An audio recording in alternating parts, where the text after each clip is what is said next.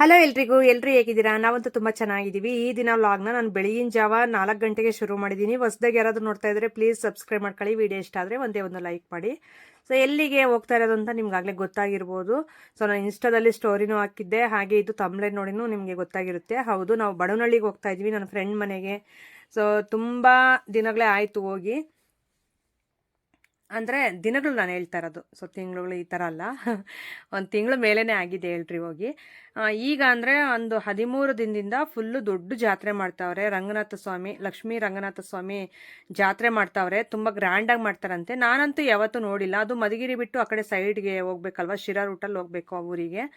ಅದಕ್ಕೋಸ್ಕರ ಆ ಸೈಡು ನಮಗೆ ಆ ಥರ ರಿಲೇಷನ್ಸ್ ಆಗಿರ್ಬೋದು, ಇಲ್ಲ ಪರಿಚಯದವರು ಯಾರೂ ಇರಲಿಲ್ಲ ಮುಂಚೆ ನಮಗೆ. ಇವಾಗ ಇನ್ಸ್ಟಾಗ್ರಾಮು, ಯೂಟ್ಯೂಬ್ ಅಂತ ಸ್ಟಾರ್ಟ್ ಮಾಡಿದಾಗಿಂದ ನನಗೆ ಈ ರೀತಿ ಫ್ರೆಂಡ್ಶಿಪ್ ಸರ್ಕಲ್ ಆಗಿರ್ಬೋದು, ಹೋಗಿ ಬರೋ ಊರುಗಳಾಗಿರ್ಬೋದು, ಈಗ ನಾವು ನೋಡ್ತಾ ಇರೋದು ನಾನು ಅಷ್ಟೇ. ನಮ್ಮ ಮನೆಯವ್ರಿಗೆಲ್ಲ ಮುಂಚೆನೇ ಗೊತ್ತಿದೆ ಎಲ್ಲ ಊರುಗಳು, ಆದರೆ ನನಗೆ ಗೊತ್ತಿರಲಿಲ್ಲ. ಈಗ ನನಗೆ ಮಂಜು ಪರಿಚಯ ಆಗಿಬಿಟ್ಟು 1.5 ವರ್ಷದ ಮೇಲೇ ಆಯಿತು. ಸೊ ನಾವು ಅವತ್ತಿಂದ ತುಂಬ ಚೆನ್ನಾಗಿದ್ದೀವಿ. ಹಾಗೆ ನಾವು ಒಂದು ಅಕ್ಕ ತಂಗಿರ ಥರನೇ ಇದ್ದೀವಿ, ಬೆಸ್ಟ್ ಫ್ರೆಂಡ್ಸ್ ಥರನೂ ಇದ್ದೀವಿ. ಎಲ್ಲ ಯಾವ್ಯಾವ ಥರ ಬಾಂಡಿಂಗ್ ಇದೆಯೋ ಆ ಥರ ಬಾಂಡಿಂಗಲ್ಲಿ ನಾವು ತುಂಬ ಚೆನ್ನಾಗಿದ್ದೀವಿ. ಎಲ್ಲ ಹೆಸರು ಇಡ್ಬೋದು ನಮ್ಮ ಫ್ರೆಂಡ್ಶಿಪ್ಗೆ. ಸೊ ಹಂಗಾಗಿ ನಮ್ಮ ಮನೆಗೂ ಮೊನ್ನೆ ರಾಮನವಮಿ ಹಬ್ಬದ ದಿನ ಬಂದಿದ್ರಲ್ಲ, ಅದು ಫಸ್ಟ್ ಟೈಮ್ ಬಂದಿದ್ದು.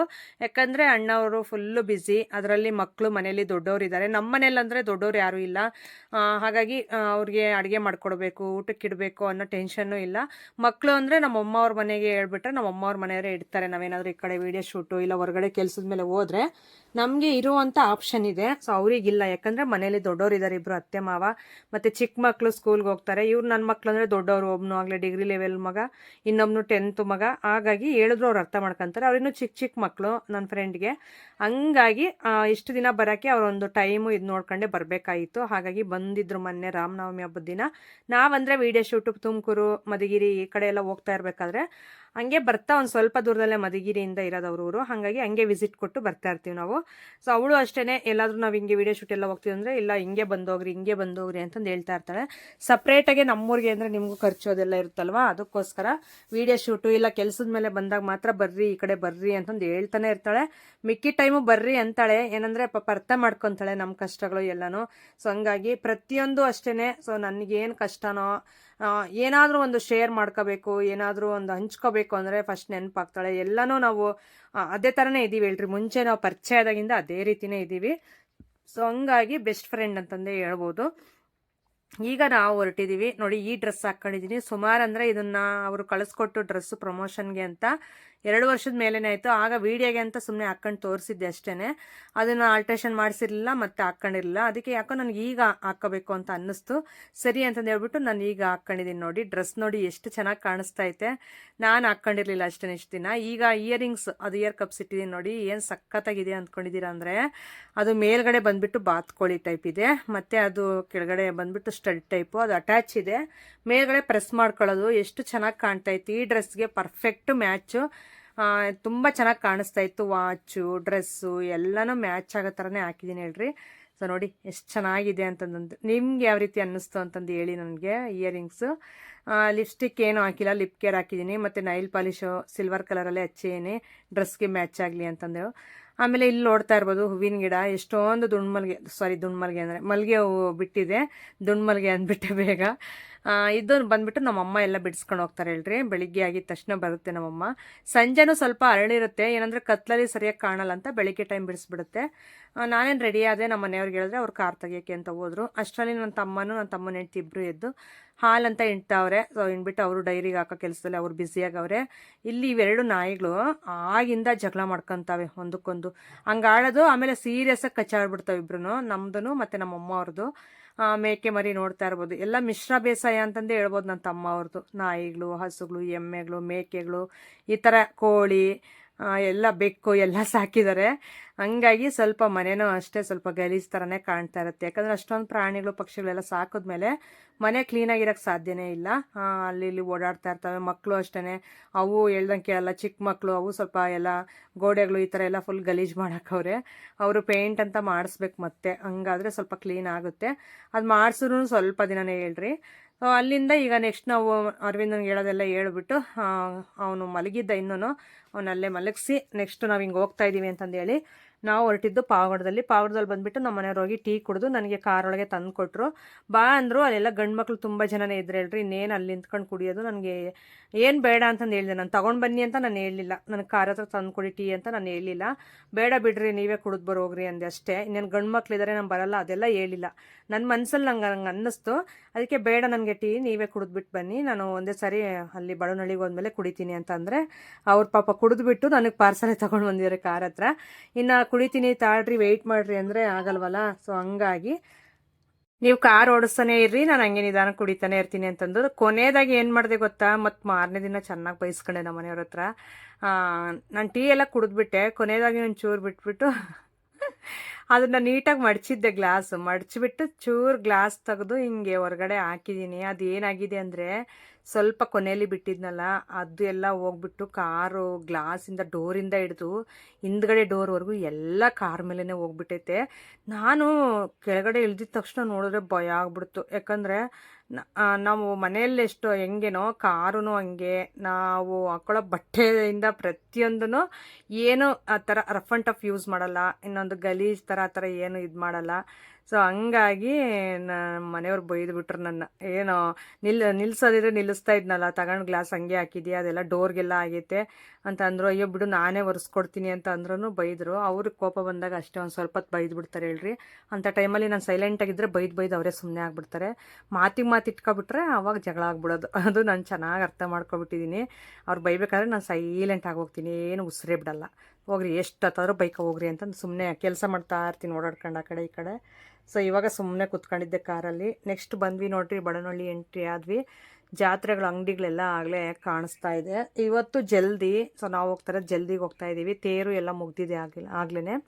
ಜಲ್ದಿ ಅಂದರೆ ತುಂಬ ಚೆನ್ನಾಗಿ ಮಾಡ್ತಾರಂತೆ, ಗ್ರ್ಯಾಂಡಾಗಿ. ಅದಕ್ಕೋಸ್ಕರ ನೀವು ಜಲ್ದಿಗೆ ಬನ್ನಿರಿ ಈ ವರ್ಷ. ನೆಕ್ಸ್ಟ್ ವರ್ಷ ಬಂದು ತೇರಿಗೆ ಬರೀರಂತೆ. ಒಂದೊಂದು ವರ್ಷ ಒಂದೊಂದು ಇದಕ್ಕೆ ಬರ್ರಿ, ಎಲ್ಲನೂ ನೋಡ್ದಂಗೆ ಆಗುತ್ತೆ ಅಂತಂದು ಅವಳು. ಯಾಕಂದರೆ 2-3 ದಿನ ಇರೋಕ್ಕಾಗಲ್ವಲ್ಲ, ಸೊ ನಾವು ಬ್ಯುಸಿ. ಹಂಗಾಗಿ ಸರಿ ಆಯಿತು ಅಂತಂದು ಹೇಳ್ಬಿಟ್ಟು ಇವತ್ತು ಬಂದಿದ್ದಾಯಿತು ಬಡವನಹಳ್ಳಿಗೆ ಜಲ್ದಿ ಮಹೋತ್ಸವಕ್ಕೆ. ಲಕ್ಷ್ಮೀ ರಂಗನಾಥ ಸ್ವಾಮಿ ದೇವ್ರದ್ದು ಜಲ್ದಿ ಮಹೋತ್ಸವ ಇದೆ, ಅದಕ್ಕೋಸ್ಕರ ನೋಡ್ರಿ. ಇದು ನನ್ನ ಫ್ರೆಂಡ್ ಮನೆ, ನೋಡ್ತಾ ಇರ್ಬೋದು ನೀವು. ಹೊಸದಾಗೆ ಕಟ್ಟಿರೋದು, 1.5 ವರ್ಷ ಹತ್ತತ್ರ ಆಗಿದೆ ಅಷ್ಟೇ. ನಮ್ಮ ಪರಿಚಯ ಆಗಿ, ನಮ್ಮ ಫ್ರೆಂಡ್ಶಿಪ್ ಸ್ಟಾರ್ಟ್ ಆಗಿನೂ ಅಷ್ಟೇ ಆಗಿರೋದು.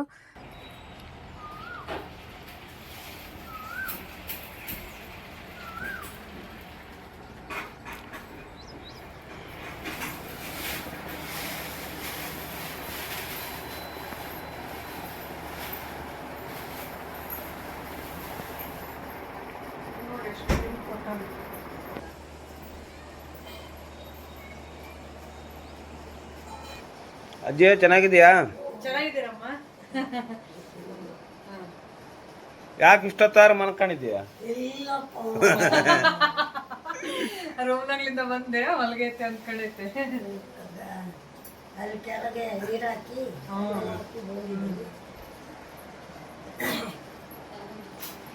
ಸೋಫಾ ಸೆಟ್ ಎಲ್ಲ ತಂದಿದ್ದೀರಾ?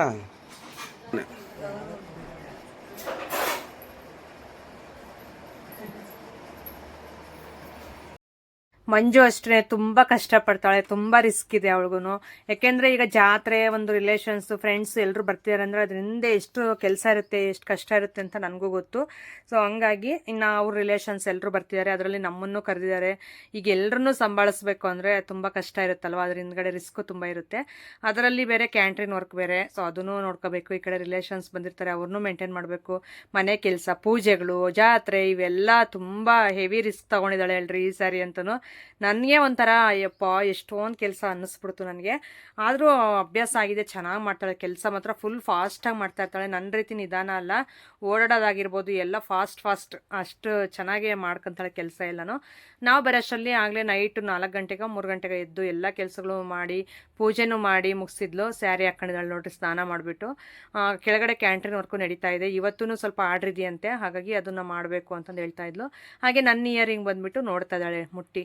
ತುಂಬ ಚೆನ್ನಾಗಿ ಕಾಣಿಸ್ತಾ ಇತ್ತಕ್ಕ ನಿನಗೆ ಅಂತಂದು ಹೇಳ್ತಾ ಇದ್ಲು. ಈ ಡ್ರೆಸ್ಗೆ ಪರ್ಫೆಕ್ಟ್ ಮ್ಯಾಚ್ ಅಂತಂದು ಹೇಳ್ತಾ ಇದ್ಲು. ಸ್ಯಾರಿ ನೋಡಿ ಮಂಜು ಹಾಕಿರೋದು ತುಂಬ ಚೆನ್ನಾಗಿದೆ. ಸಿಂಪಲ್ ಅಂಡು ಅಂದರೆ ಸಿಂಪಲಾಗೂ ಇದೆ, ಮತ್ತು ಎಲಿಗೆಂಟಾಗೂ ಕಾಣಿಸುತ್ತೆ, ಗ್ರ್ಯಾಂಡಾಗೂ ಕಾಣಿಸುತ್ತೆ. ಸಿಂಪಲ್ ಆ್ಯಂಡ್ ಎಲಿಗೆಂಟ್ ಅಂತಂದೇ ಹೇಳ್ಬೋದು, ಅಷ್ಟು ಚೆನ್ನಾಗಿತ್ತು ಸ್ಯಾರಿ. ಈ ಸೋಫಾ ಸೆಟ್ ಎಲ್ಲ ಬಂದುಬಿಟ್ಟು ಹೊಸದಾಗಿ ತಂದಿರೋದು ಮೊನ್ನೆ. ಎಷ್ಟು ಚೆನ್ನಾಗಿದೆ ಅಂದರೆ ಮನೆಗೆ ತಕ್ಕಂತೆ ಇದೆ. ಕಲರ್ ಕಾಂಬಿನೇಷನ್ ಆಗಿರ್ಬೋದು, ಅವ್ರು ಸೆಲೆಕ್ಟ್ ಮಾಡಿರೋ ಡಿಸೈನ್ಸ್ ಆಗಿರ್ಬೋದು, ಈ ಟೀಪಾಯಿ ಅದ್ರ ಮೇಲೆ ಇಟ್ಟಿರುವಂಥ ವಾಸದು ಹೂವು ತುಂಬ ಚೆನ್ನಾಗಿದೆ. ಸೊ ಹಾಗೆ ನಮ್ಮ ಮನೆಯವ್ರಿಗೆ ಟೀ ಹುಚ್ಚಲ್ಲ, ಬಂದಿದ ತಕ್ಷಣ ಟೀ ಕೊಟ್ಟರು. ಅವ್ರಿಗೆ ಫಸ್ಟು ಟೀ ಕೊಟ್ಟುಬಿಟ್ಟು ಆಮೇಲೆ ನನ್ನ ಜೊತೆ ಮಾತಾಡ್ತಾ ನಿಂತಿದ್ಲು. ಆಮೇಲೆ ನಾನು ನೀನು ಕುಡಿಯೋಣ ಬಿಡು, ಅವ್ರಿಗೆ ಕೊಡು ಅಂತಂದು ಹೇಳಿದೆ. ಸರಿ ಅಂತ ನಮ್ಮ ಮನೆಯವ್ರು ಕೊಟ್ಟಿದ್ದಾರೆ ನೋಡಿ.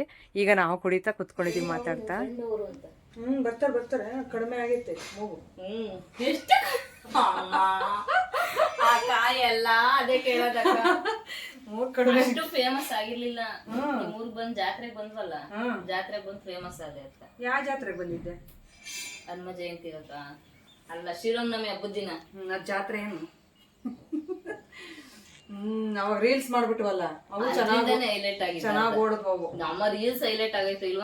ಇಬ್ರು ಸ್ಟ್ರಾಂಗ್ ಆಗಿ 2 ಕಾಫಿ ಕುಡಿದ್ವಿ. ನಮ್ಮ ಮನೆಯವ್ರು ಟೀ ಮಾಡ್ಕೊಟ್ಟಿದ್ಲು. ಸೊ ಇಬ್ರು ಕುಡಿದು ಮಾತಾಡ್ತಾ ಕೂತಿದ್ವಿ. ಕೆಲಸ ಇನ್ನೂ ತುಂಬಾ ಇದೆ, ಮಾತಾಡ್ತಾ ಕೂತ್ಕೊಂಡ್ರೆ ಆಗಲ್ಲ ಅಂತಂದು. ಮತ್ತೆ ನೈಟು ಸ್ವಲ್ಪ ಬೇಗನೆ ಈ ಫ್ರಿಡ್ಜ್ ತಂದಿದ್ದಾರೆ. ಏನ್ ಸಖತ್ತಾಗಿದೆ ಅಂದ್ರೆ ಫ್ರಿಡ್ಜ್ ಮಾತ್ರ ಗೋದ್ರೇಜ್ ಅಲ್ಲಿ ತಗೊಂಡಿದ್ದಾರೆ, ಡಬಲ್ ಡೋರ್ ಇಂದು. ಎಕ್ಸಲೆಂಟ್ ಆಗಿದೆ. ನನ್ಗಂತೂ ತುಂಬಾ ಇಷ್ಟ ಆಯ್ತು, ತುಂಬಾ ಖುಷಿ ಆಯ್ತು ತಗೊಂಡಿದ್ದು. ತುಂಬಾ ಕಷ್ಟಪಟ್ಟು ದುಡಿತಾರೆ ಗಂಡ ಹೆಂಡತಿ ಇಬ್ರು. ಆದ್ರೂ ಈ ತರ ಎಲ್ಲ ಮನೆಗೂ ತಗೊಂತವ್ರಲ್ಲ, ನಿಜ ತುಂಬಾ ಖುಷಿ ಆಯ್ತು ನನಗೆ ನೋಡ್ಬಿಟ್ಟು ಮನೇನ. ಅವತ್ತಿಂದ ಅದು ಇದಾಯ್ತು ಅಲ್ಲ, ಅದ್ಯಾರ ಫೋನು? ಯಾರು ಬಿಡಲ್ಲ ಬಿಡಕ್ಲಿಲ್ಲ ಅಂತ ಬರಲ್ಲ ಅಂತೆಲ್ಲ ಆಗ ಬಾಗ್ಲ ಇಲ್ಲ ಹೇಳೋ, ಹಂಗೆ ಇರ್ಲಿ.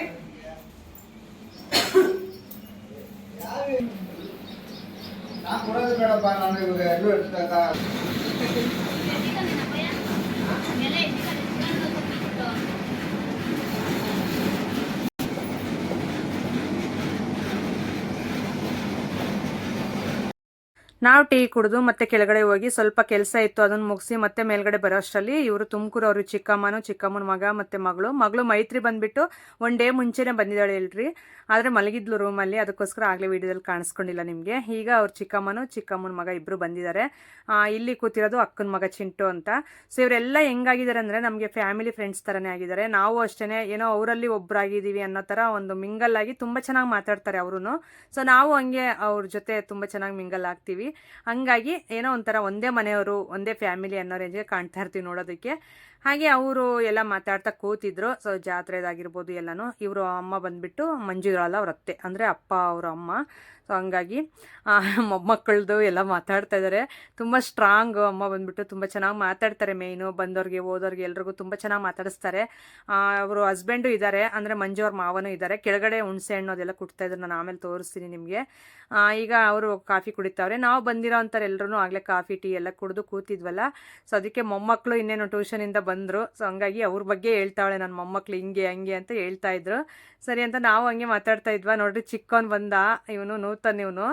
ಸೊ ಭಾಳ ಕ್ಯೂಟಾಗಿದ್ದಾನೆ ಮತ್ತು ತುಂಬ ಚೆನ್ನಾಗಿ ತರಲೆ ಮಾಡ್ತಾನೆ ಹೇಳ್ರಿ ಇವನು. ದೊಡ್ಡವನಿದ್ದಾನಲ್ಲ, ಸೈಲೆಂಟ್ ಅವನು, ಲೇಕು, ಆದರೆ ತುಂಬ ಟ್ಯಾಲೆಂಟೆಡ್. ನನಗೆ ಅವನೇ ಟ್ಯಾಲೆಂಟೆಡ್ ಅಂತ ಅನಿಸುತ್ತೆ. ಯಾಕಂದರೆ ಅವ್ನಿಗೆ ಎಷ್ಟು ವಿದ್ಯೆಗಳು ಬರ್ತವೆ, ಎಷ್ಟು ಇದಿದ್ದಾನೆ ಅಂದರೆ ತುಂಬ ಫಾಸ್ಟ್ ಇದ್ದಾನೆ ನೋಡಿ. ಇಬ್ಬರನ್ನೂ ಅವರು ಬಂದುಬಿಟ್ಟು ತಾತನ ಮಗ ಆಗಬೇಕು, ಅಣ್ಣ ಬಂದುಬಿಟ್ಟು ಇವರಿಬ್ಬರಿಗೆ. ಸೊ ಹಂಗಾಗಿ ಇವ್ರನ್ನ ಎತ್ಕೊಂಡು ಚಿಕ್ಕನ್ಲಿಂದ ತುಂಬ ಚೆನ್ನಾಗಿ ಇವರು ಒಂಥರ ಕಂಬೈನ್ ಫ್ಯಾಮಿಲಿ, ಮಿಕ್ಸ್ ಫ್ಯಾಮಿಲಿ ಇರುತ್ತಲ್ಲ.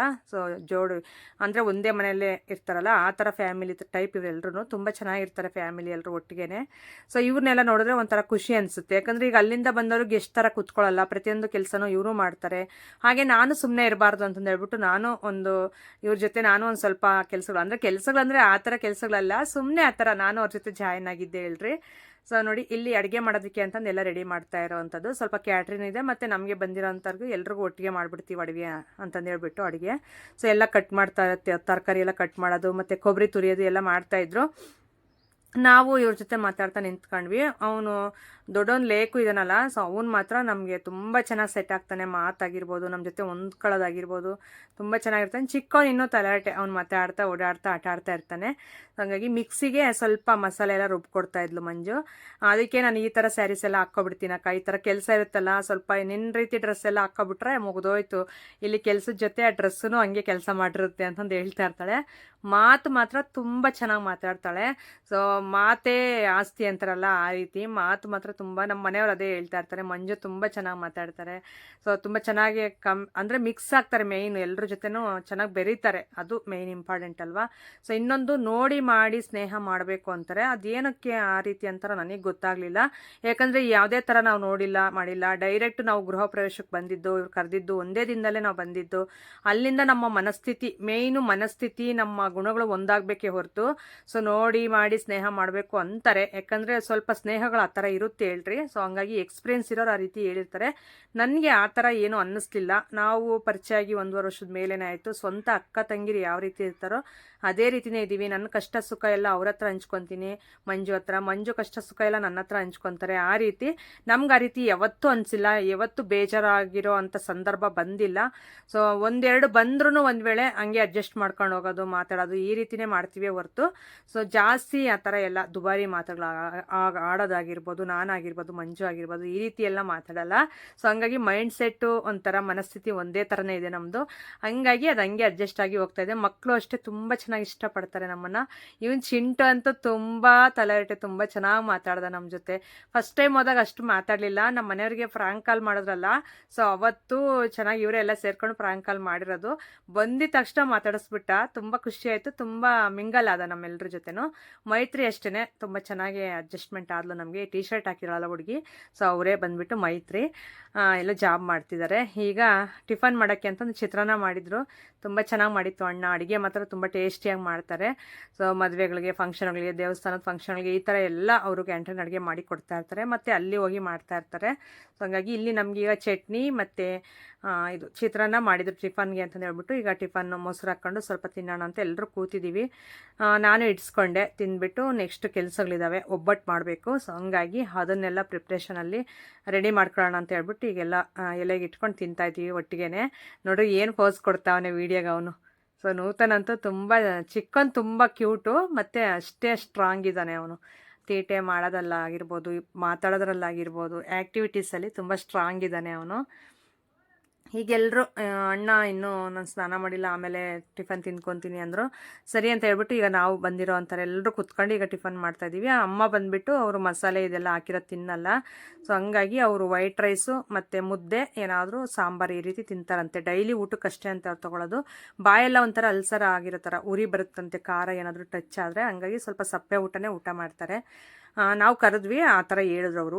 ಹಂಗೆಲ್ಲ ಮಾಡಲ್ಲಮ್ಮ, ನಾನು ಈ ಥರ ಊಟ ಮಾಡೋದು, ಬಾಯಿ ಈ ಥರ ಆಗಿದೆ ಅಂತಂದರು. ಸರಿ ಅಂತ ಹೇಳ್ಬಿಟ್ಟು ಈಗ ಮಂಜು, ನಾನು ಮತ್ತು ಅಣ್ಣ, ನಮ್ಮ ಮನೆಯವರು ಎಲ್ಲರೂ ಒಟ್ಟಿಗೆ ಕೂತ್ಕೊಂಡು ಈಗ ಊಟಕ್ಕೆ ಅಂತ ಕೂತಿದ್ದೀವಿ. ನಮ್ಮ ಮನೆಯವ್ರು ಸ್ವಲ್ಪ ವೀಡಿಯೋ ಕವರ್ ಮಾಡ್ತಾವ್ರೆ, ನಾನು ಊಟ ಮಾಡ್ತಾರೆ ಅಂತ ನೋಡಿದ್ರಲ್ಲ ನೀವು. ಹಂಗೆ ಈ ಥರ ಚೆನ್ನಾಗಿರುತ್ತಲ್ಲ ಒಂದು ಫ್ಯಾಮಿಲಿಯಲ್ಲಿ ಕೂತ್ಕೊಂಡು ಎಲ್ಲರೂ ಒಟ್ಟಿಗೆ ಊಟ ಮಾಡಿ ಹಬ್ಬ ಜಾತ್ರೆಗಳು ಇವೆಲ್ಲ ಆಚರಿಸಿದ್ರೆ ತುಂಬ ಚೆನ್ನಾಗಿರುತ್ತೆ. ನೋಡೋಕೆ ಒಂಥರ ಖುಷಿ ಅನಿಸುತ್ತೆ.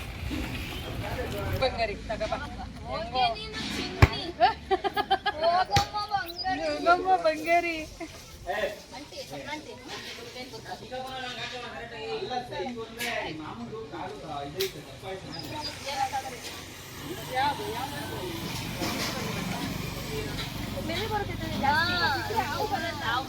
ಅದು ಹಾವು ಬರ.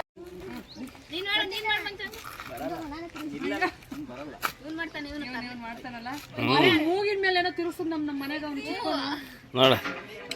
ಸೂಪರ್. ಇವ್ರೆಲ್ಲ ಕಲ್ತಾರ ಇವ್ರಿಗೆ ಏನು ಬರಲ್ಲ ಮಕ್ಕಳು ಇವನಿಗೆ. ಇವಂದೆಲ್ಲ ಬೆಲ್ಲು ಬ್ರೇಕ್ ಅಂತ ಹೋಯ್ತಾನ ಚಿನ್ನತವ.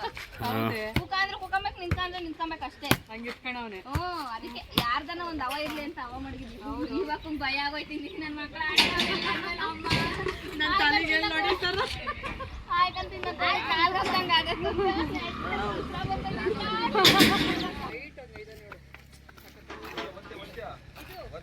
ಫುಟ್ಬಾಲ್ ಅದು